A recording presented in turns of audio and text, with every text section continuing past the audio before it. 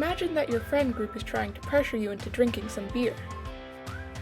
You don't really want to because drinking is illegal and stuff, but you put on a brave face and do it anyway. You don't want to seem afraid in front of your friends. So you take a sip, and then you realize it's not as good as you thought it would be. You start to think, why did I even do that in the first place? Let's go back and see what was happening in the brain's dopaminergic system. During adolescence, changes occur in the brain's dopaminergic system, which is what controls motivational processes. The main parts of this system include the amygdala, nucleus accumbens, and the medial prefrontal cortex. These parts of the brain respond to social judgment, assessing others' intentions, social reasoning, biological motion, judging attractiveness, and other social stimuli.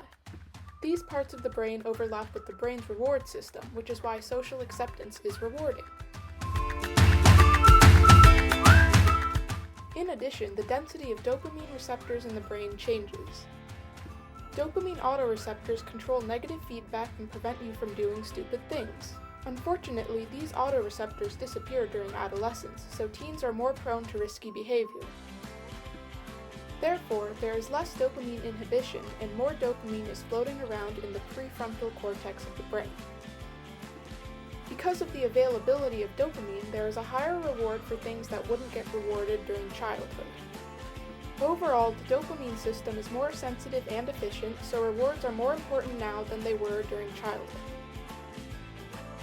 Oxytocin impacts social bonding and changes responses to social stimuli, which is how you respond to different social events.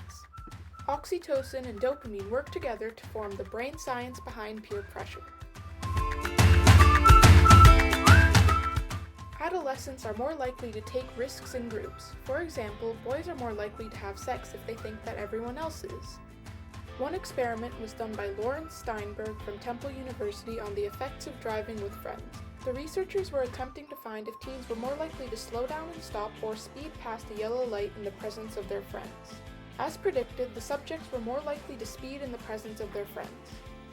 The parts of the brain responsible for this were recorded by the machine connected to their brains during the simulation. They included the medial frontal cortex, left ventral striatum, the medial temporal structures, and the superior temporal sulcus. In conclusion, not only are teens more likely to take risks in the presence of peers, but the reward in the brain is even higher than normal because they are getting the approval of their peers.